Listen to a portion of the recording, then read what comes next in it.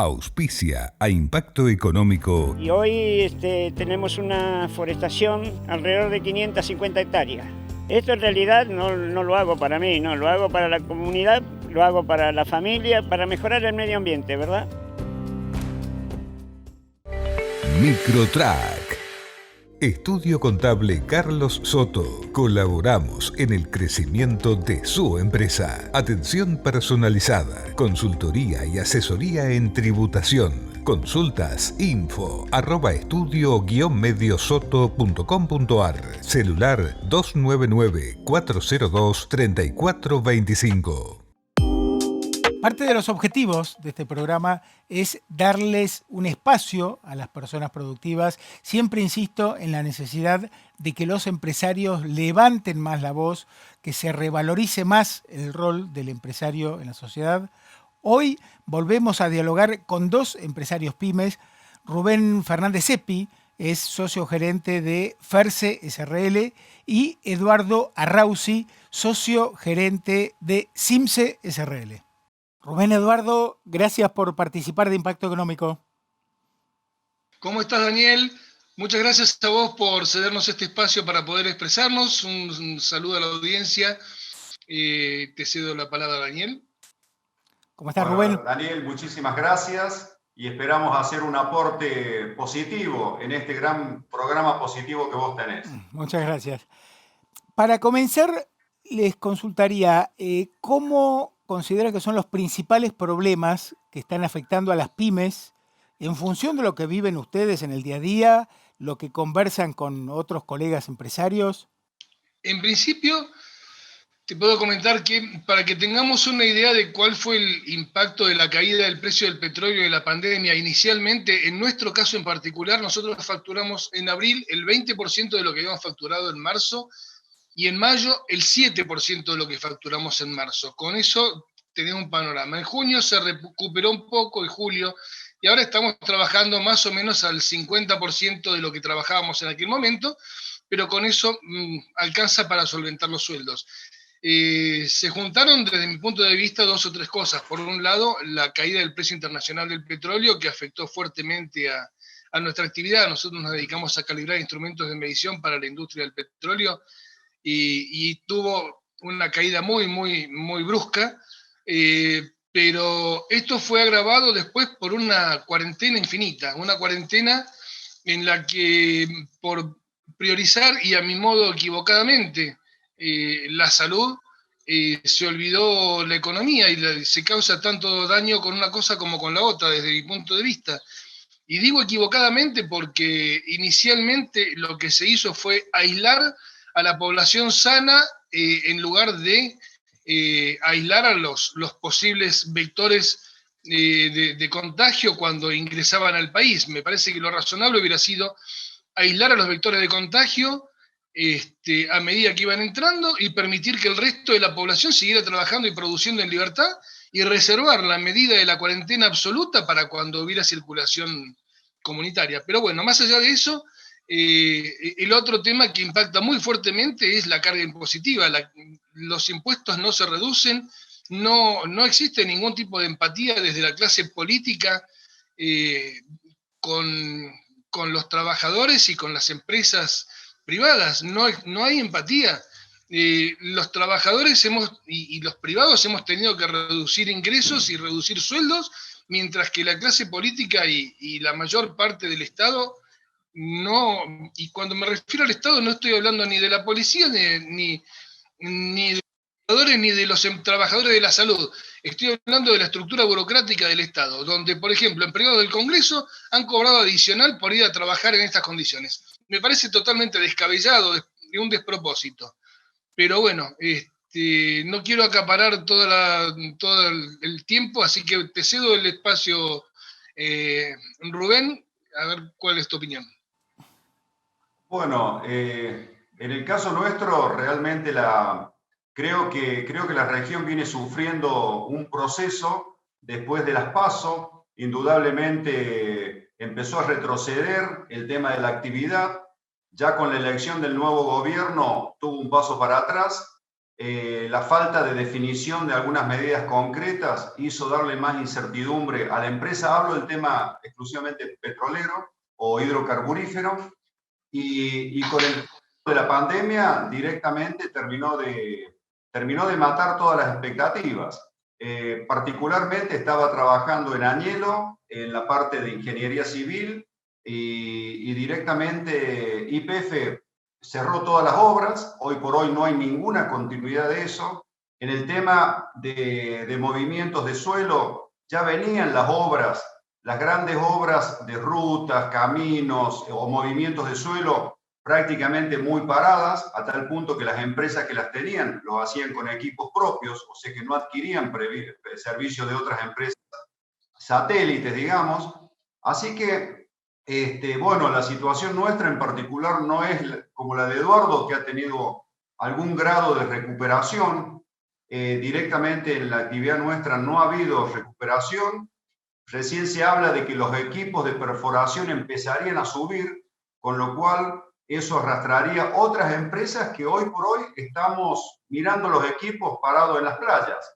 Así que, bueno, la verdad que esto, a todo lo que ha dicho Eduardo, por supuesto, yo creo que esta pandemia, la cual ha sido muy mal abordada, muy mal abordada, Eduardo ya lo explicó, no me voy a extender, pero básicamente se encerró la población sana, y no se ha seguido el ejemplo de otros países que han convivido con esto y que aparentemente nosotros también vamos a tener que convivir.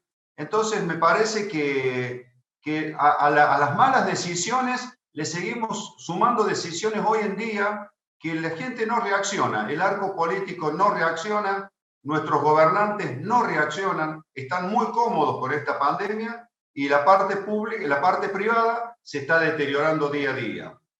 Yo creo que esa es la tremenda situación. Ahí a lo que comentaba Eduardo, y vos también lo planteás, de que no se han bajado impuestos, no solo eso, sino que aumentaron los impuestos, se está pensando en aumentar, bueno, este nuevo impuesto a la riqueza, o sea, sobre llovido mojado, ¿no? Sí, mira, perdón. Sí, no, vos sabés que, digamos, hay como una tendencia media rara en esto, ¿no? Acá hay varios que se visten de Robin Hood y parece que hay que salir a asaltar a los que con su esfuerzo y con su trabajo han acumulado algún capital para distribuirlo en los que no tienen. Y crean realmente una grieta en la sociedad, porque la verdadera grieta en la sociedad está entre el bien y el mal. La verdadera grieta está entre los que trabajan y no trabajan. Y la fogonean la gente que son empleados nuestros, y nosotros con nuestro voto los ponemos a representarnos, y resulta que cuando llegan parece que son monarcas. Yo creo que esto hay que hablarlo muy claro. Entonces, ¿cuál es la mejor idea que tienen? No se reducen los sueldos, siguen incrementando los planteles de personal en todos los estados, en todos los órdenes. La municipalidad de Neuquén es un claro ejemplo de dos administraciones totalmente distintas, y después salen a querer tapar los huecos cobrando impuestos, en donde los disfrazan como solidarios, como voluntarios, cuando en realidad es una cuestión que justamente la parte privada es el motor económico de un país. Así que bueno, desde ya totalmente en contra de estos nuevos impuestos que se están creando. ¿Eduardo? Mirá, basta tomar algunos ejemplos, ¿no? Están emigrando del país muchas de las empresas. Creo que la más icónica es Mercado Libre. Es realmente penoso que quien armó una de las empresas más exitosas, si no la más exitosa de la historia argentina, haya tenido que emigrar a Uruguay. Es muy triste mirarnos en el reflejo de un país que atravesó la pandemia igual que nosotros, que forma parte de Sudamérica igual que nosotros, y que la está transitando con una clase política totalmente distinta, que es Uruguay, donde es admirable escuchar hablar a la clase política. Y cuando hablo de la clase política, no hablo exclusivamente de Luis Lacalle Pou, porque también en el otro extremo, ¿sí? O sea, Luis Lacalle, Partido Blanco, en el otro extremo, el Pepe Mujica, Partido Colorado. Y los dos representantes de extremos opuestos de la política uruguaya son coherentes. Los discursos son coherentes, las políticas de Estado están uniformadas, no existe la grieta a la cual le han clavado en este momento un puñal en el medio para que no se pueda cerrar. Salir a cazar coparticipación, como lo han hecho, restándole arbitrariamente fondos a la ciudad de Buenos Aires, cuando los impuestos coparticipables, los fondos coparticipables se discuten y se resuelven en un ámbito compartido entre todos los coparticipantes, justamente. Es penoso como en la clase política en general, pero este gobierno en particular, está destrozando la economía y la sociedad en su conjunto. No sé si toman habida cuenta del abismo al que nos están llevando. Realmente me preocupa porque cada vez se antagoniza más, cada vez suben más de tono los discursos, cada vez la violencia dialéctica es mayor y cada vez el hartazgo de la sociedad es mayor.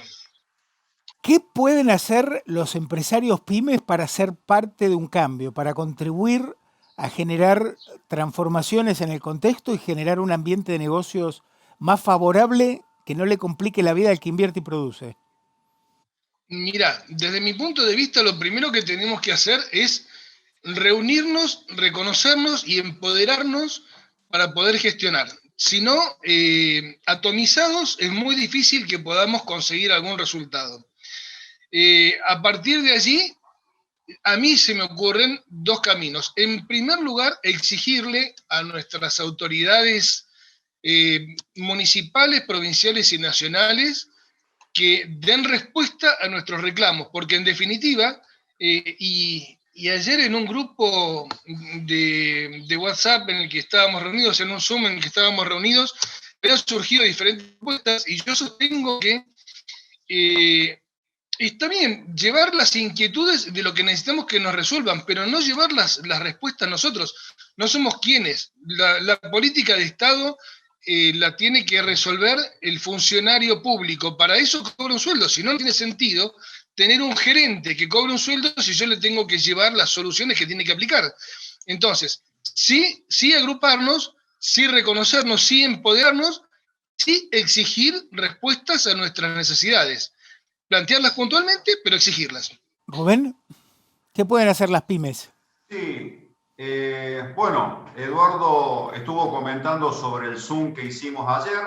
En realidad somos un grupo de pymes autoconvocadas, surgidas justamente de la necesidad de expresarnos. La necesidad de expresarnos porque la verdad que no encontramos dentro de los órganos o de las cámaras que hoy actualmente están funcionando, no hemos encontrado la representatividad que creemos que tenemos que tener. Y se está notando, Daniel, Eduardo, una necesidad muy grande, no solamente en los empresarios, en los comerciantes, en los industriales, en todas las fuerzas productivas, la necesidad de expresarnos, la necesidad de buscar canales por donde podamos manifestar todas nuestras inquietudes. En este sentido, en la reunión de ayer, que fue grande, que fue muy positiva, en donde prácticamente todos los que estuvieron hablaron y se manifestaron en este sentido, hemos decidido elevarle una nota al gobernador con dos aspectos, básicamente, o dos ejes. Uno, el primer eje, lo que acaba de mencionar Eduardo, en cuanto a no sé si exigir, preguntar, mirá qué amigables que estamos todavía, preguntar cuál es el plan que tiene el gobierno para salir de esta situación, cuál es el plan económico, cuál es el plan social, cuál es el plan financiero, cuál es el plan de desarrollo productivo de esta provincia. si lo tienen. Por eso es que pensamos que el gobernador seguramente lo derivará a su ministro de Economía, a su ministro de Desarrollo, a su ministro, a sus distintos staff, para que nos contesten esto, ¿no? ¿Cuál es el plan? Y bueno, y complementando lo que pensamos que tiene que ser el plan, yo creo que justamente de la gente que trabajamos y que todo el día mordemos el polvo, tenemos que elevar nuestras propuestas, porque la política de Estado tiene que salir justamente de la gente que trabaja, de la gente que ha adquirido distintos conocimientos y distintas habilidades en cada uno y distintas especialidades en cada uno de los campos que aborda. Entonces, me parece que tiene que haber una complementariedad, porque de esto tenemos que salir todos juntos. Y bueno, y si la gente no se ha quedado sin ideas, yo creo que bueno, bienvenidas sean todas las ideas que todos podamos aportar. Yo insisto desde hace tiempo en la necesidad de que el empresario abandone el bajo perfil y que explique, fundamentalmente a la opinión pública, lo que puede hacer el empresario pyme con un ambiente de negocios favorable, porque gente productiva existe en la Argentina, que a pesar de todo mantiene el barco a flote, así como hay empresas que han desaparecido. Entonces, me parece muy importante, en línea también con el objetivo de revalorizar el rol del empresario en la sociedad, ¿no? Sí, creo que se está dando un efecto muy extraordinario, si se quiere, y que tendríamos que tratar de dimensionarlo en su real magnitud. Fíjate que en la legislatura neuquina se están tratando dos leyes que van a hacer a la cuestión económica y a darle un perfil realmente o una dirección definitiva a Neuquén.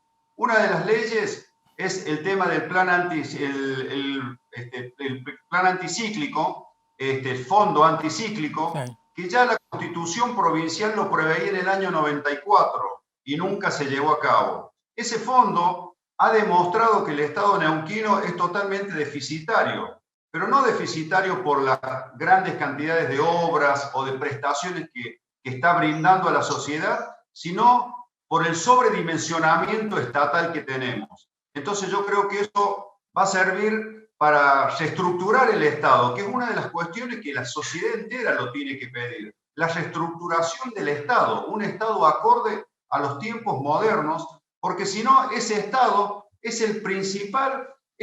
la principal conspiración que tiene el ente privado para después desarrollarse. Fíjate qué círculo vicioso que tenemos. Otra de las leyes que... Cortito, Rubén, así le doy la palabra a Eduardo para cerrar.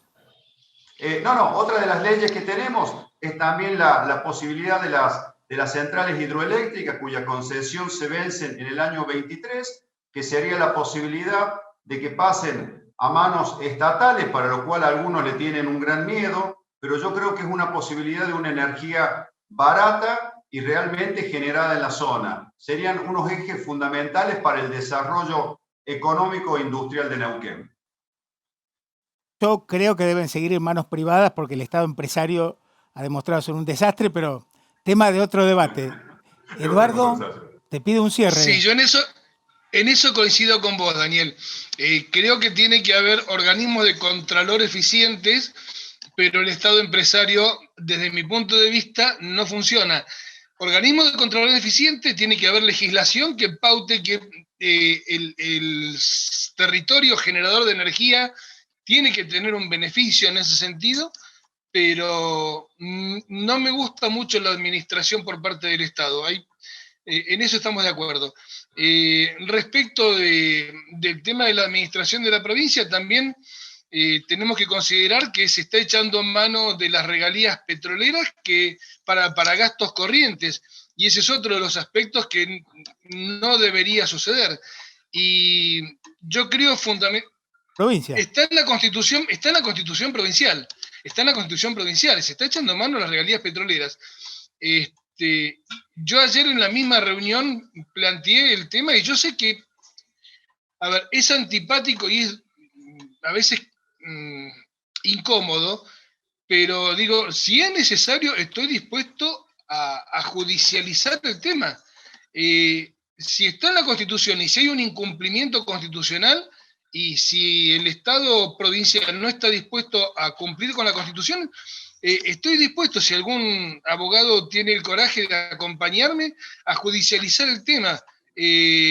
No puede ser. Existe una Constitución, tenemos que respetarla, es la ley máxima. Y si no nos plantamos con firmeza y no hacemos respetar las leyes en todos los aspectos, pero digo, en todos los aspectos, nos bombardean desde todos los canales de comunicación, radio, televisión, internet, por donde sea, quédate en casa, cuídate, y paralelamente vemos que la burocracia política y sindical se juntan, hacen asados, hacen reuniones, hacen meeting, sin protecciones, sin distanciamiento social, digo, a ver, ¿hasta qué punto están así como nos lo quieren hacer creer, o están sembrando el terror para mantenernos disociados, separados, al mejor estilo de... Y yo sé que es un paralelismo no agradable, pero al mejor estilo de la dictadura del 76 al 83, en que el terror se sembraba de otra manera, pero no deja de ser terror. Estimados, se nos fue el tiempo, gracias por el aporte. Muy energizante ver que más empresarios se comprometen para contribuir a generar cambios en el contexto, no tan necesario en un momento en el que estamos viviendo la crisis económica y social más grave de la Argentina. Seguimos en contacto, gracias. Gracias. Muchas gracias, Daniel.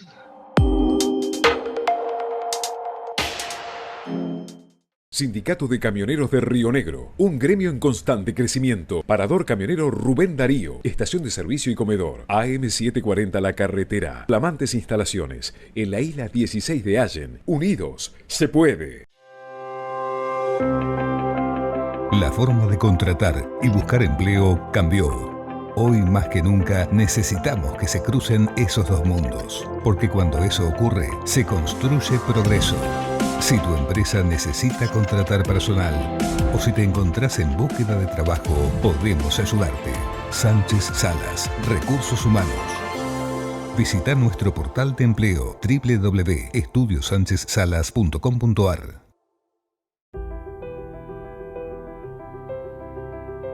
Dicen que lo importante de una desarrollista son sus metros cuadrados. Para nosotros es la confianza. Hoy nos estamos reconstruyendo como pyme y juntos saldremos adelante. Por fe, por voluntad y por acción.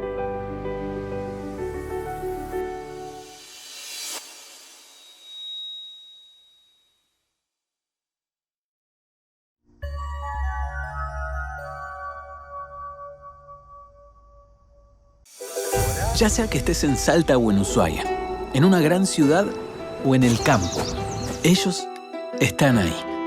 Los productores asesores de seguros, para darte la tranquilidad que necesitas cuando la necesitas. Están cerca y están siempre. Y hoy más que nunca queremos agradecerles por seguir conteniendo a nuestros más de 7 millones de asegurados. Estamos. Sancor Seguros.